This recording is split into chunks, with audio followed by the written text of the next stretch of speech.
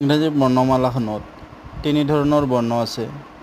এটা আছে স্বৰ বৰ্ণ, যাক আমি ভাৱেল বুলি কওঁ।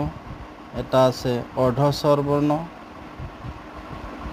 যাক আমি ছেমি ভাৱেল বুলি কওঁ। আৰু এটা আছে ব্যঞ্জন বৰ্ণ, যাক আমি কনচনেণ্ট বুলি কওঁ। এই বৰ্ণমালাখনত টোটেল 26টা বৰ্ণ আছে। তাৰে 5টা ভাৱেল, 2টা ছেমি ভাৱেল আৰু 19টা কনচনেণ্ট। ভাৱেল অৰ্থাৎ স্বৰবৰ্ণকেইটা হৈছে এ, ই, আই, অ', ইউ। আৰু ছেমি ভাৱেল অৰ্থাৎ অৰ্ধ স্বৰবৰ্ণকেইটা হৈছে ডব্লিউ আৰু ৱাই।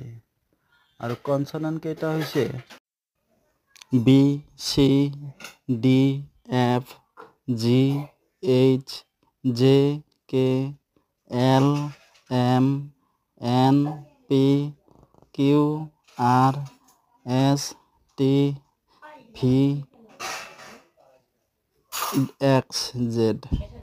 স্বৰবৰ্ণ অৰ্থাৎ ভাৱেলবিলাক এনেকুৱা বৰ্ণ যিবিলাক উচ্চাৰণ কৰোঁতে আন বৰ্ণৰ সহায় ল'ব নালাগে। অৰ্থাৎ এ, ই, আই, অ', ইউ এইকেইটা স্বৰবৰ্ণক আমি আকাৰ ইকাৰ হিচাপে ব্যৱহাৰ কৰোঁ। ইহঁতক উচ্চাৰণ কৰোঁতে আন বৰ্ণৰ সহায় ল'ব নালাগে। সেইকাৰণে এইকেইটাক স্বৰবৰ্ণ বা ভাৱেল বুলি কোৱা হয়। অৰ্ধস্বৰ যি দুটা আছে ডব্লিউ আৰু ৱাই, এইকেইটা কেতিয়াবা ভাৱেল হিচাপে ব্যৱহাৰ হয়, কেতিয়াবা কনচনেণ্ট হিচাপে ব্যৱহাৰ হয়। অৰ্থাৎ কেতিয়াবা স্বৰবৰ্ণ হিচাপে ব্যৱহাৰ হয়, কেতিয়াবা ব্যঞ্জন বৰ্ণ হিচাপে ব্যৱহাৰ হয়। ব্যঞ্জন বৰ্ণ অৰ্থাৎ কনচনেণ্ট, এই বৰ্ণকেইটা আমি আন বৰ্ণৰ সহায় লৈহে উচ্চাৰণ কৰিব লাগে। এইকেইটা বৰ্ণ পঢ়োঁতে আমি সদায় স্বৰবৰ্ণৰ অৰ্থাৎ আন বৰ্ণৰ সহায় ল'ব লাগে। সেইকাৰণে এইকেইটাক আমি ব্যঞ্জন বৰ্ণ বা কনচনেণ্ট বুলি কওঁ।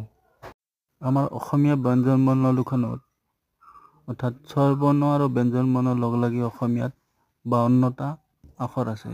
কিন্তু ABCDখনত অৰ্থাৎ ইংৰাজী বৰ্ণমালাখনত আমাৰ মুঠ 26টাহে বৰ্ণ আছে।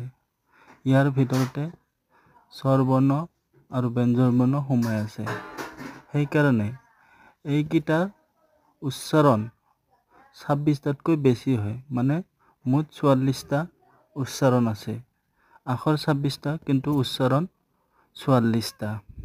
পিছৰ ক্লাছত আমি শব্দ গঠনৰ বিষয়ে শিকিম। গতিকে যদি ভিডিঅ'টো ভাল লাগিছে ছাবস্ক্ৰাইব কৰি ল'বা আৰু বেল আইকনটো দি থ'বা যাতে পিছৰ ভিডিঅ'বিলাক পোৱা যায়। ধন্যবাদ।